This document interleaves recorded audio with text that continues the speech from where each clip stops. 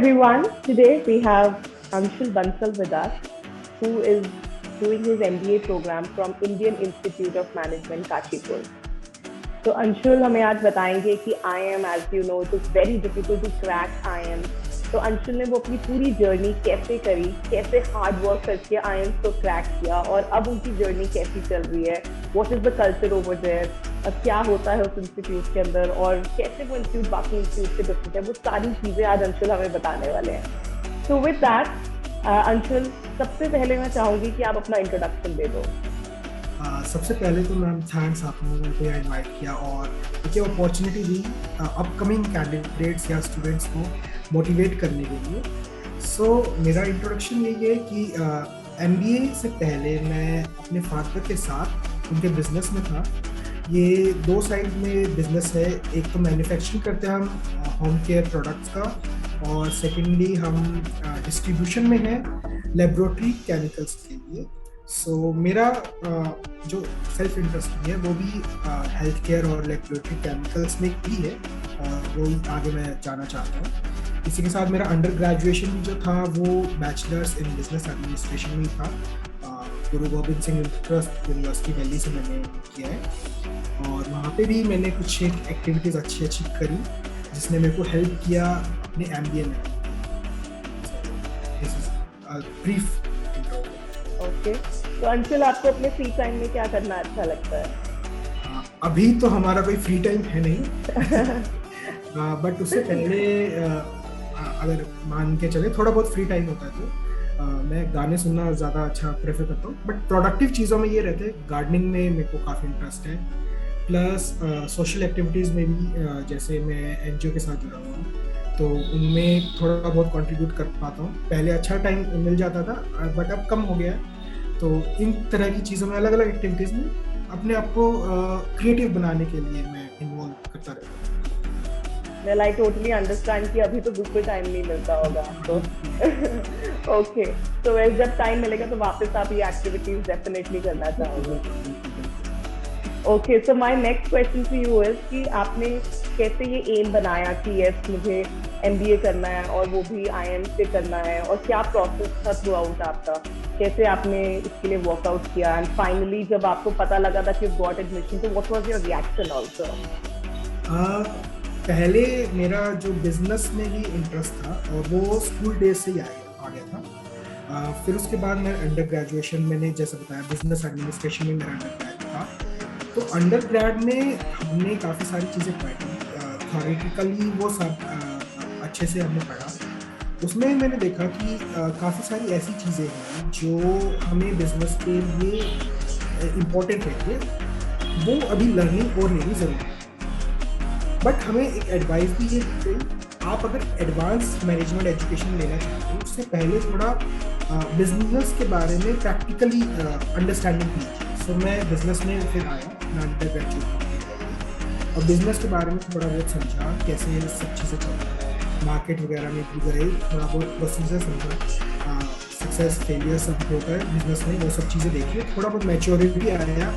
उसके बाद फिर प्रिपरेशन किया, कैट के लिए प्रिपेयर किया, एग्ज़ाम को समझा कि सिलेक्शन प्रोसीजर क्या. एक्चुअली क्या रहता है हमारे IIM में, हम कोशिश करते हैं, कुछ इंस्टीट्यूट्स भी रहते हैं जैसे, वो भी फोकस हमारा कैट पे देखिए. कैट एक एडमिशन टेस्ट है IIMs में एडमिशन लेने के लिए.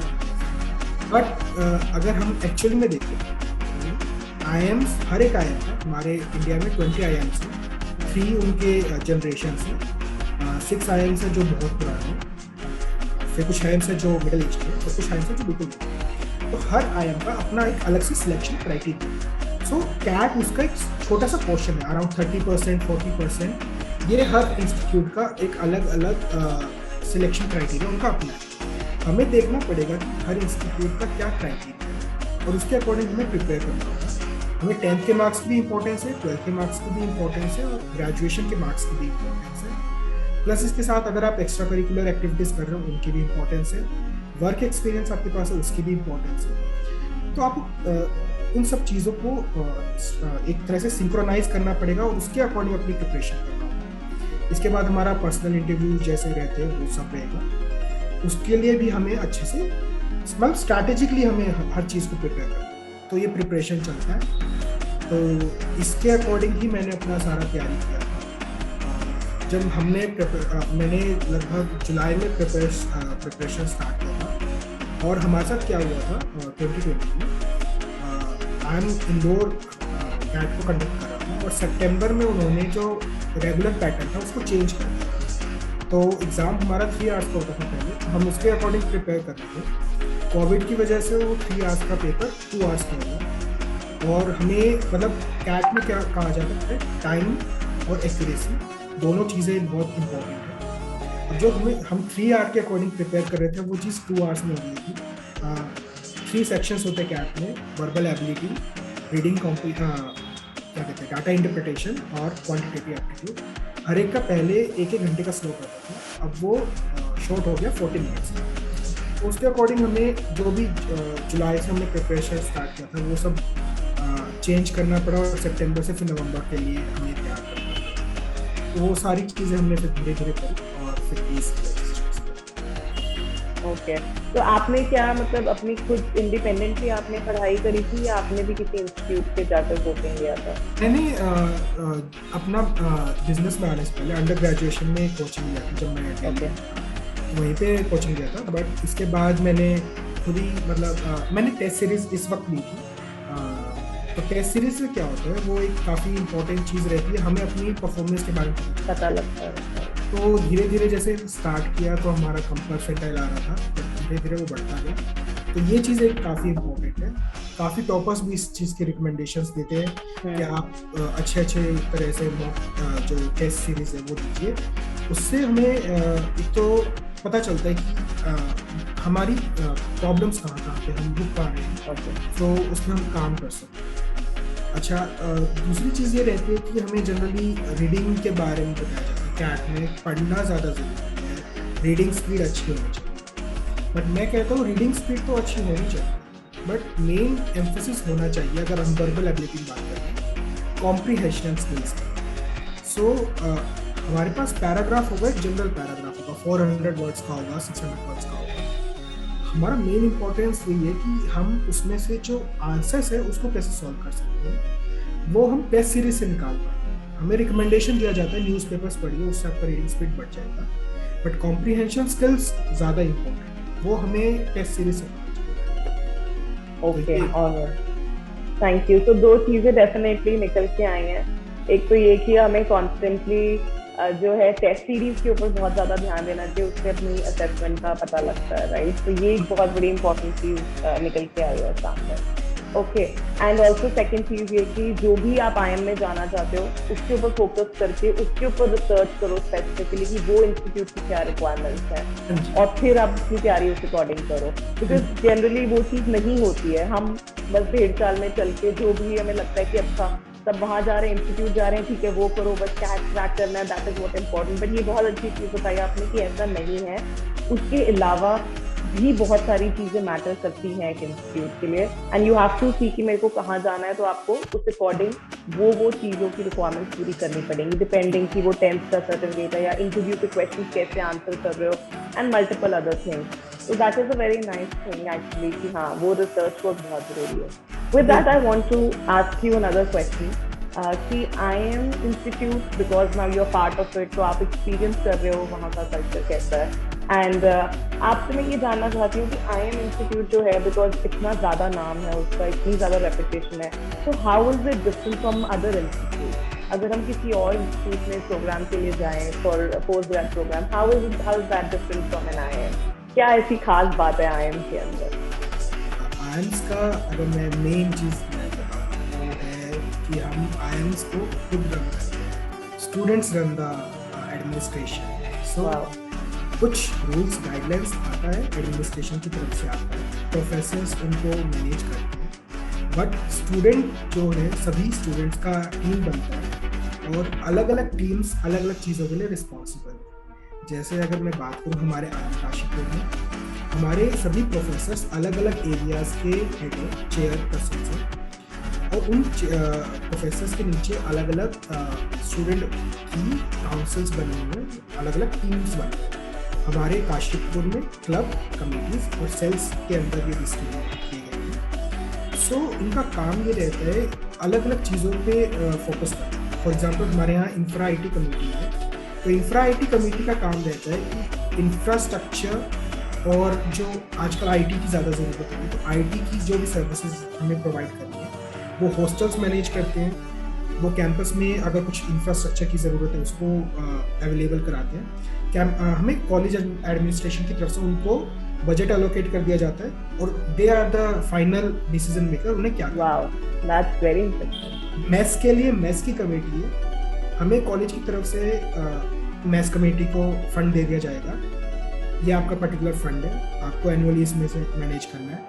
सो अब मैथ्स कमेटी के पास जो स्टूडेंट्स ही होंगे, उसमें सीनियर्स के कुछ होंगे और सेकेंड ईयर के होंगे, फर्स्ट ईयर के कमेटी में मेंबर्स होंगे, और उन्हें फिर फाइनली डिसाइड करना है। हमें नवंबर का शेड्यूल अभी सुबह अभी आज 1 नवंबर है, तो अभी हमें शेड्यूल आ गया नवंबर का, ये मेन्यू रहेगा। सो स्टूडेंट्स क्वालिटी को मैनेज करते हैं, स्टूडेंट्स ही जो केटरर्स हैं उनको मैनेज करते हैं, तो दे मैनेज द थिंग्स।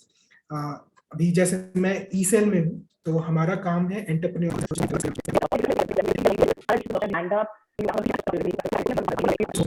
यहाँ पे बैचमेट से कम्पीट करना है, तो आप किस चीज में कम्पीट करोगे? कोर्सेज जो एकेडमिक वर्क है वो तो सबके लिए सेम है, तो डिस्टिंग्विश आप अपने आप को कैसे कर पाओगे? सो सॉफ्ट स्किल्स वहीं पे हेल्प करता है।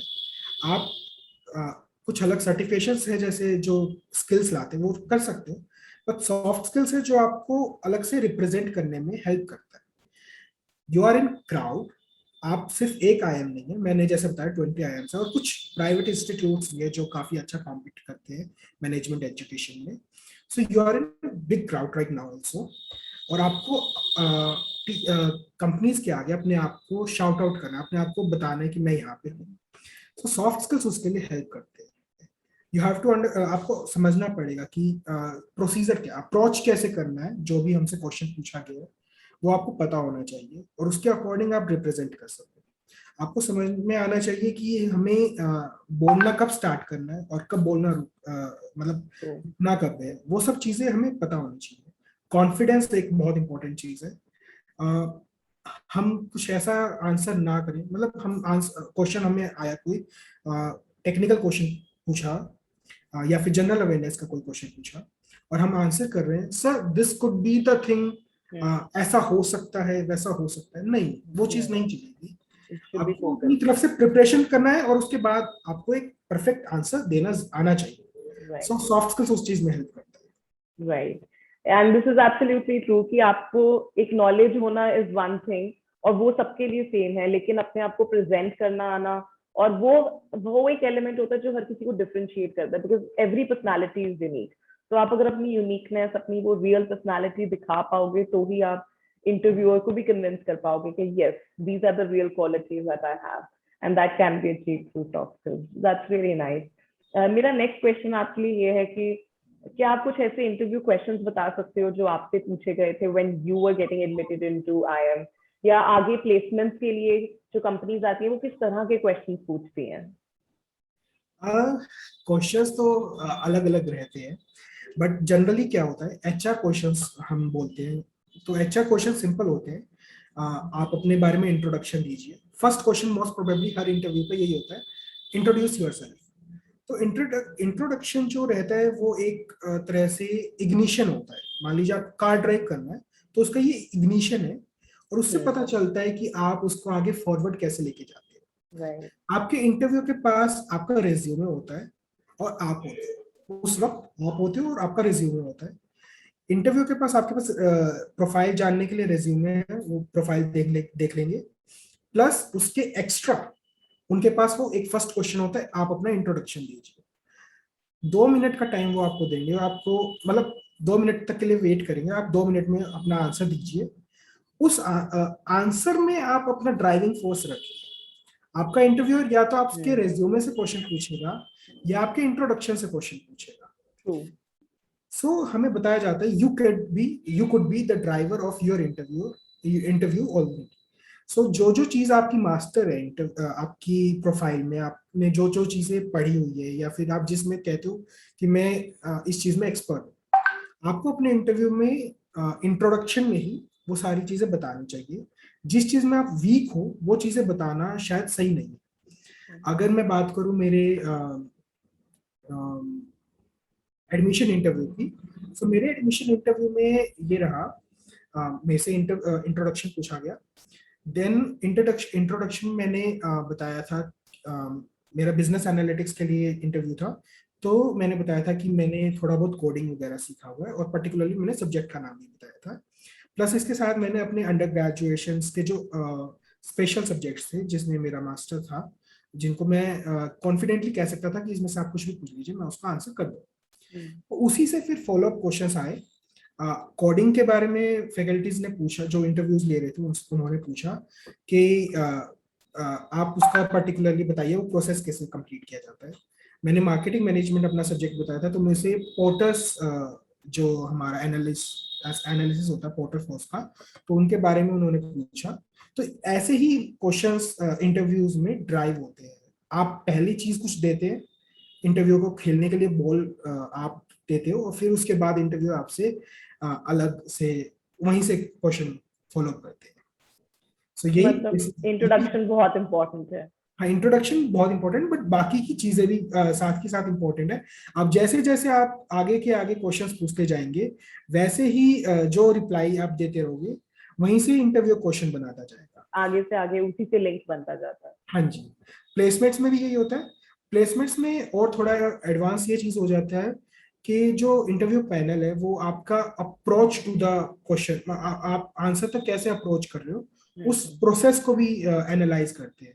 एडमिशन प्रोसेस में जस्ट आंसर पे ज्यादा ध्यान दिया जाता है, बट प्लेसमेंट प्रोसेस में आपके अप्रोच की तरफ ज्यादा ध्यान दिया जाता है कि आपकी क्या सोच है उसके पीछे। हाँ जी।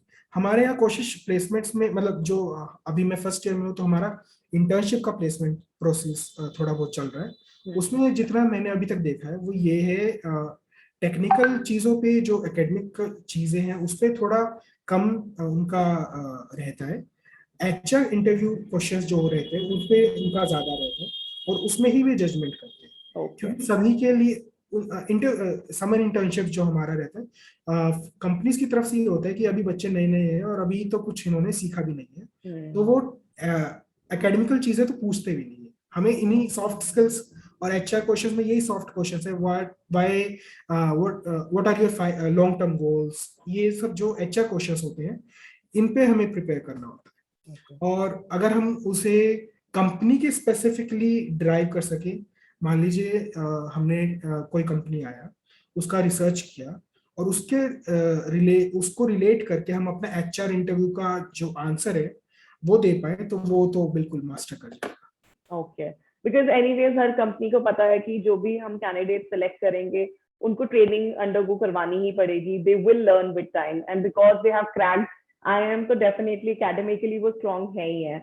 But they want to also see कि वो सॉफ्ट स्किल्स में कितने स्ट्रांग हैं, बिकॉज वो एक चीज बहुत मैटर करती है एक कंपनी के लिए। और कंपनी का कल्चर जो होता है, हर एम्प्लॉयर चाहता है कि जो भी कैंडिडेट उनको ज्वाइन करे वो उनके कल्चर के साथ फिट इन हो जाए। एग्जैक्टली नहीं तो फिर बहुत सारे इश्यूज आते हैं again, because to handle personalities is also another difficult task.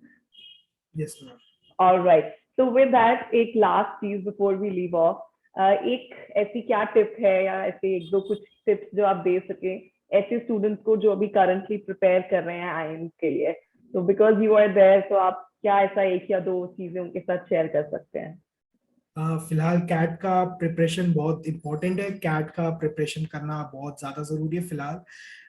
और इस चीज़ में ये देखना ज़रूरी है कि तीनों जो सेक्शंस कैट के होते हैं उनकी तीनों की काफ़ी इम्पोर्टेंस है। आप एलआरडीआई का सेक्शन ज़रूर ध्यान दीजिए। अहमदाबाद इस साल पेपर बना रहा है, तो क्वांट पे और वर्बल एबिलिटी पे भी ज़्यादा ध्यान होना ज़रूरी है, वो थोड़ा स्ट्रॉन्ग रहता है, टफ रहता है, उस पर ध्यान देना जरूरी है।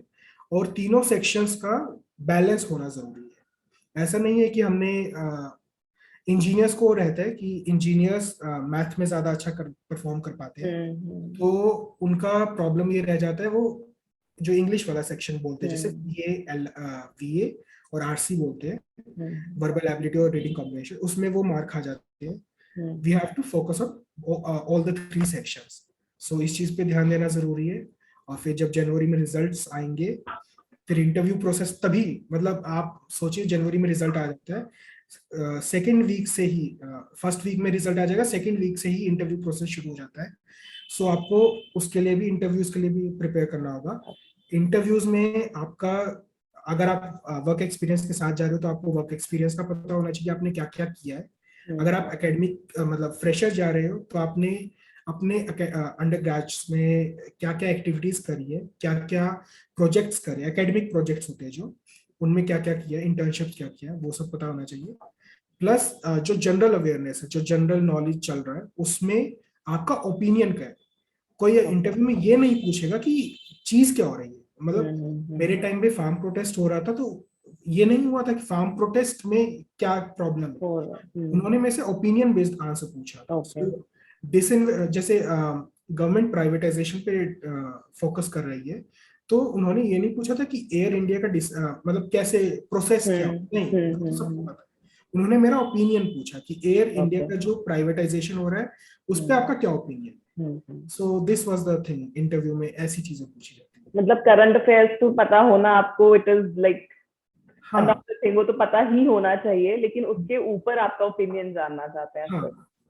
राइट, तो विच मीन्स कि कैट बहुत जरूरी है, और कैट के भी हर सेक्शन को, बिकॉज हाँ ऐसा मैंने भी काफी लोगों से सुना है कि मेरा ये एरिया बहुत स्ट्रांग है तो मेरा फोकस सारा इसी के ऊपर है, बट ऐसा नहीं है। सब एरियाज के अंदर आपको अपनी स्ट्रेंथ बनाना पड़ेगा, then only you can think of cracking IIM।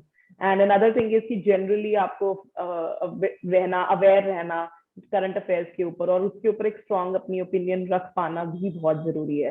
तो that is another thing. And then of course अपने आप को प्रेजेंट करना अच्छे से आना तो बहुत ही ज्यादा जरूरी है। तो these 3 things I think we can combine together and say कि ये पैकेज जिसके अंदर हुआ वो package can actually crack IIM। Yes ma'am, यही चीज है IIMs के लिए। हमें सिर्फ कैट पे नहीं डिपेंड करना, हमें सिर्फ इंटरव्यू के लिए नहीं डिपेंड करना, ओवरऑल सब चीज। It's a combination of everything. Yes ma'am, and a combination of everything is sitting right in front of me, so it's so good actually. Congratulations Anshul कि आपने इतना hard work किया, आपने अपना aim बनाया, and then you're living your dream right now, so I'm sure it must be a very good feeling. Yes ma'am, thanks ma'am. All right, thank you so much Anshul कि आपने ये time निकाला, ये अपनी experience और अपनी ये सारी जो है wisdom share करने के लिए. Thank you so much for joining us today. Thanks ma'am, thanks a lot.